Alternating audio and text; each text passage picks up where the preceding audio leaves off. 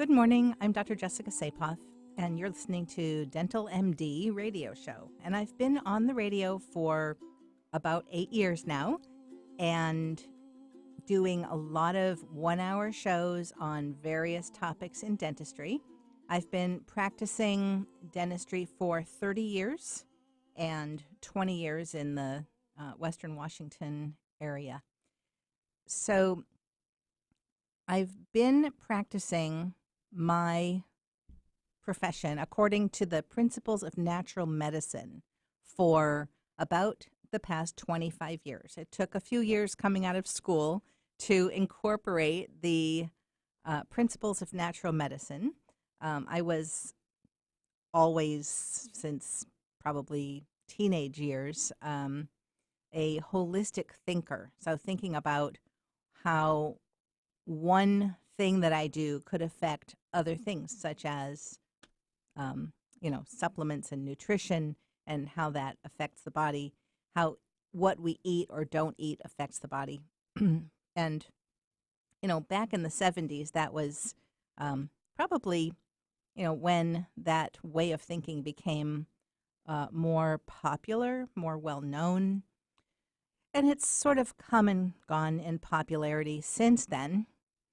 These days, there are natural medical schools, such as Bastyr and others, that train physicians, and when they come out, they have an ND or naturopathic doctor degree, and they have a medical degree. That is a medical degree. It's not an MD, medical doctor, like the allopathic, but and they're probably limited in how much surgery experience they have, that kind of thing. But it is a 4-year postgraduate degree, and it is a doctorate, and they are doctors.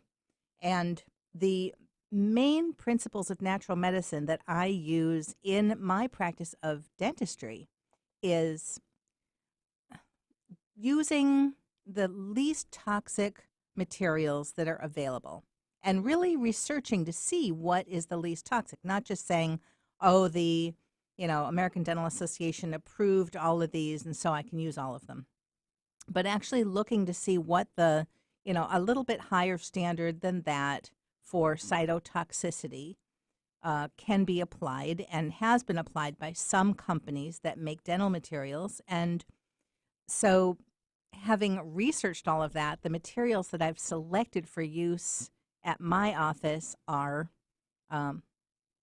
pretty carefully screened and studied, researched before they are put on the market. And then, I've checked to make sure that cytotoxicity studies are included in the materials that they send me when they want to tell me about the material. They're not just telling me that it's ADA approved, whatever that means, and that it's easy to handle and looks nice once it's in the tooth, matches the tooth color. All of those things are important, but they're not everything. It's also important to compare the different types of plastics and choose the ones that are the most compatible. And there are still no natural dental schools in existence. All dental schools are allopathic. They are Western medicine oriented and not natural medicine oriented. So besides using the least toxic materials, the other main principle is to do the least invasive possible intervention first to see if that works. And obviously, if the situation is already urgent, then you have to use the appropriate level of intervention for that problem. But when you have a problem that is not urgent, rather than doing something very aggressive, I prefer to start with procedures and ways of approaching the problem that are less invasive. If it's possible to remineralize something, then I'm going to coach the patient on how to try to remineralize the teeth before they become cavitated or have holes. I'm going to help people learn to do this and practice it at home and then recheck things. Anyway, that is less invasive than just jumping in and drilling and filling. So that's my way of understanding how to practice dentistry using the principles of natural medicine. Today's show is primarily going to be about gums, periodontal disease, used to be known as pyorrhea. So you might have heard that term years ago, and mostly people just refer to it as gum disease, but the official term for it is periodontics. So there are still no natural dental schools. All dentists that are practicing holistically or according to the principles of natural medicine, they might also call it integrative or biological dentistry. All of us have learned this outside of mainstream continuing education, continuing education, or other training. And so every holistic dentist, we're not very standardized. There are some groups that are trying to standardize holistic dentistry, biological, integrative, whatever term you want to use, to try to get all holistic dentists to do everything the same way, which is the same thing that the American Dental Association and the insurance industry working with them are trying to do for mainstream dentistry. They want everybody doing everything the same way.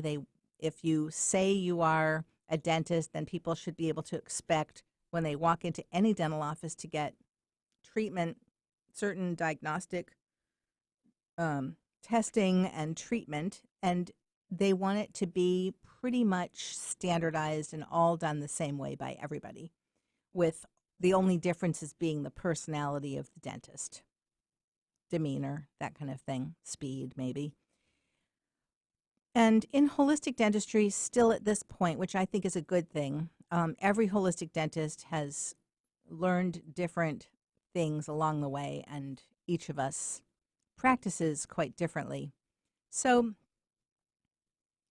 I just wanted to state that, because the best thing that you can do as a patient is call more than one dental office and get an idea by talking to their front desk, or maybe going in for a second opinion type of appointment, just to meet the staff and the doctor and see whether you feel comfortable with their philosophy and their way of doing everything.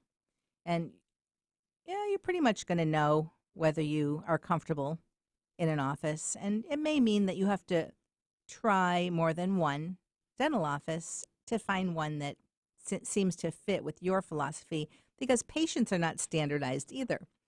Every patient has a slightly different, or very different, level of knowledge about natural medicine principles and how they apply them in their life. Some things that you want to apply are extremely expensive and get put off, and then things become more urgent after a while. And it's not always because of neglect. Sometimes it's because the choices that are available are not to your liking, and so things get put off for various reasons. So when you come into my office, there's no judging. There's no judging. And whatever you have going on at that moment when you walk in, that's what we're going to take care of and address. And people have all kinds of reasons why the situation in their mouth has become the way that it has. And, there's no blaming or shaming involved. It's just, and I'd like to hear your story on how it came to be that way in your mouth, and what your priorities are, and whether you're having sensitivity or pain. And then we're going to look at how to solve it and how to keep it from happening again also. All right. So today I am going to talk about periodontics, which, as I said, is gum disease. And gum disease is one of those areas of dentistry where, it's, for a while, you're not going to notice that something bad is happening because it's under the gums and easy to mask, easy to ignore, and it doesn't hurt usually.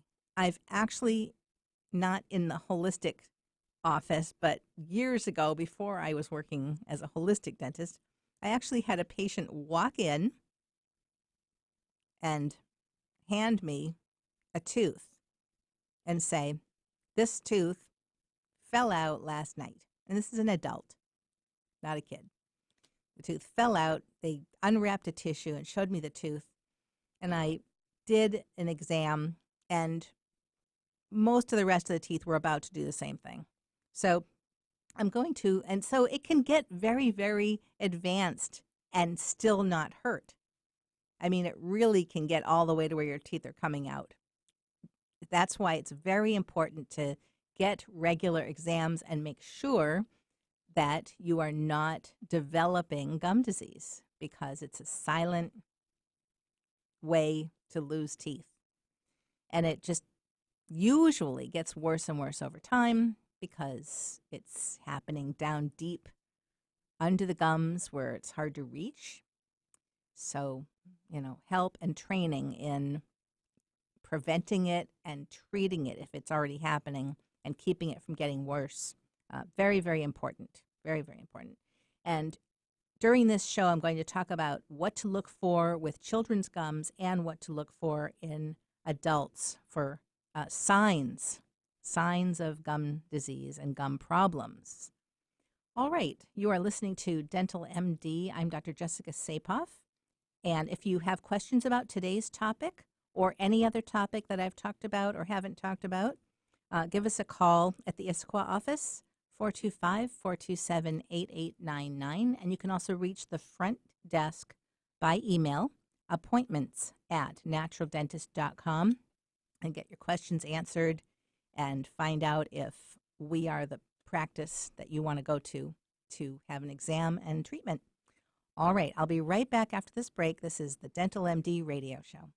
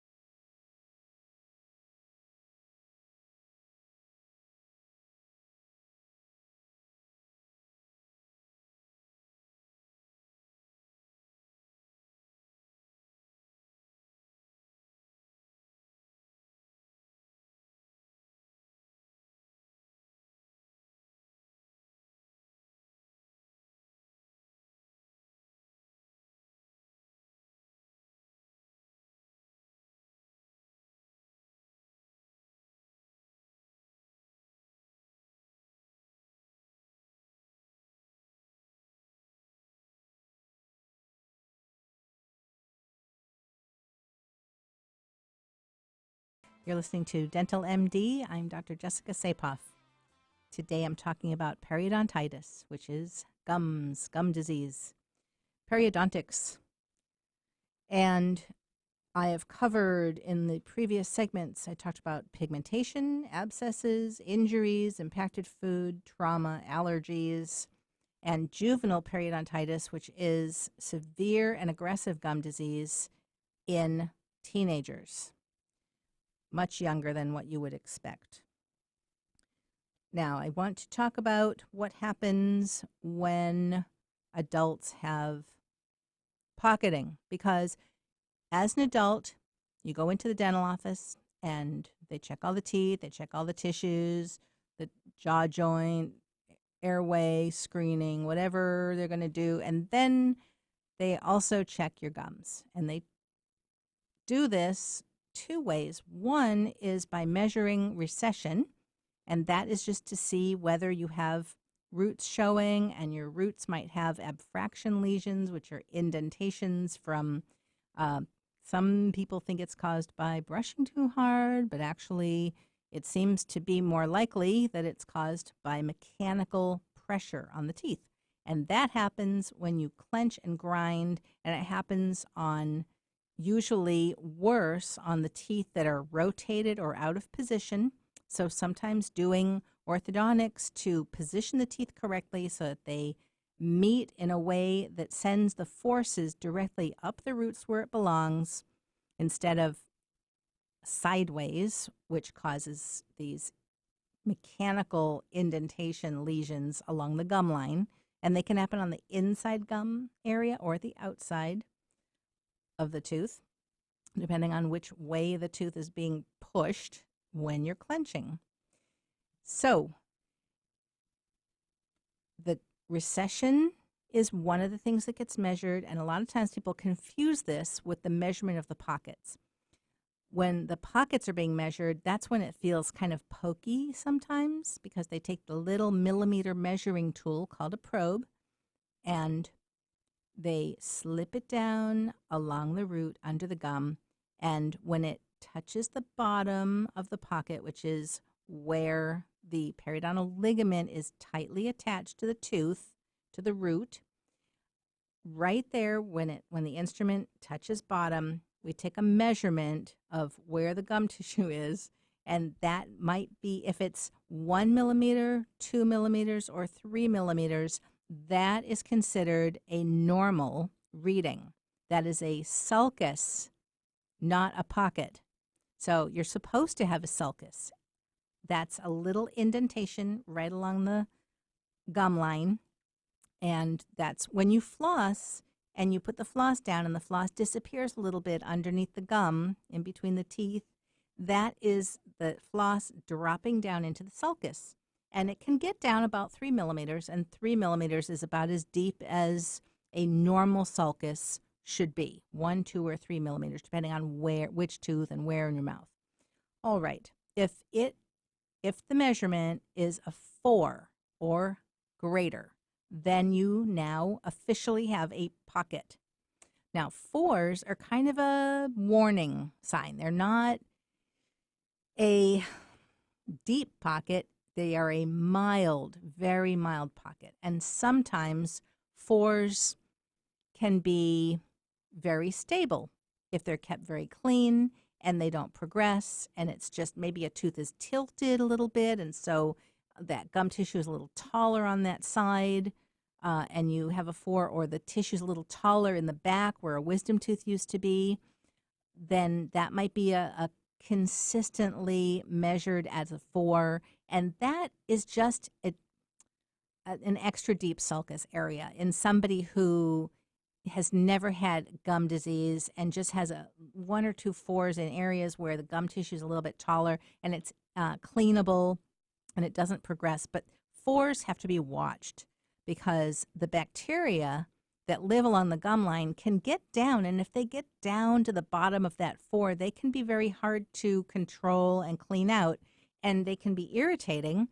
And what they will do if they get down underneath the gum tissue, either at a 3 or a 4 millimeter depth area, they will begin to irritate the tissues. And when the tissues get irritated, the ligament that is holding the gum tissue against the tooth will begin to break down. It gets weak and it starts to relax. And then the bacteria say, aha, let's go down another millimeter. And then they keep moving in and keep irritating the little ligament, and the ligament gets lax, and then they move in a little deeper. And before you know it, you've got 5s and 6s and 7s. This is millimeters of depth. That means the bacteria are living 7 millimeters down under the gum on the root of your tooth, where it's dark and there's no oxygen, and you end up with anaerobic bacteria growing down there.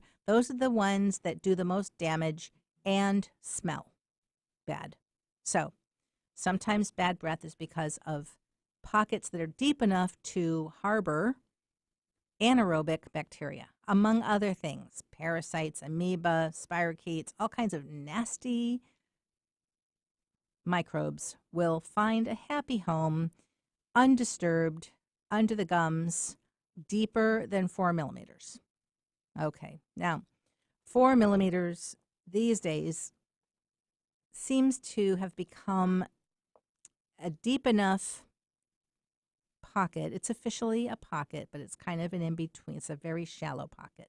But it is deeper than a normal sulcus. And so a lot of times dental offices will say, aha, you have 4s.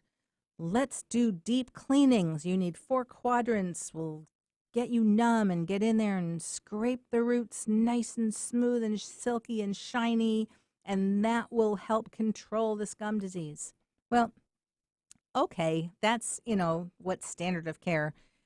What I prefer to do for people who have 1 or 2 4s is to do ozone treatments and ozone cleanings. So I will do an ozone treatment, which is just applying ozone gas to the gums using trays to enclose the gas around the gums, which we custom make for people.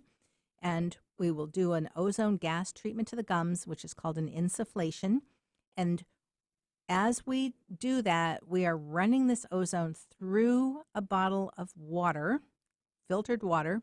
And so that water is humidifying the gas, which makes it less drying for your gum tissue. But we're creating a bottle of highly ozonated water, which we then put into the unit and clean your teeth using an ultrasonic instrument with ozonated water in it.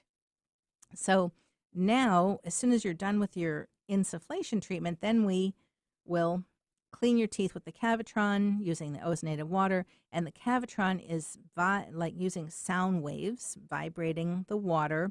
And the water is ozonated, and it's just being gently guided with the little slender tip under the gums wherever it needs to go. And the vibrations are cleaning stuff off of the roots, any bacteria, food, calculus that's stuck down there will be removed and flushed out of the pockets using ozonated water, which is at the same time highly oxygenating down there where the bacteria that don't like oxygen are living, and we're blowing oxygen down in there, and it kills them, and the water flushes them out of there, and you get nice, fresh, clean pockets, which now have a chance of healing. And the gum tissue, if it's kept clean, the gum tissue will readhere as much as it can to the root, and we will do this every 3 months and keep measuring and making sure that your pockets are not getting deeper and that they hopefully, in many cases, get shallower.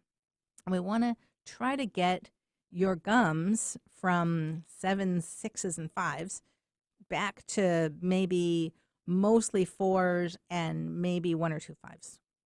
If you had 7s, we may not be able to completely get rid of those. It depends on how much damage was done under there. The gum tissue can only adhere back to the tooth so much, especially if you've already had root planing done. Then the root is not very good at accepting the little periodontal fibers anymore. So that's one of the reasons I'm not a big fan of the scraping of the roots, because that is, well, not only painful and needs anesthetic, but it does impair the surface of the root. It gets bacteria off of it, yes, cleans it, yes.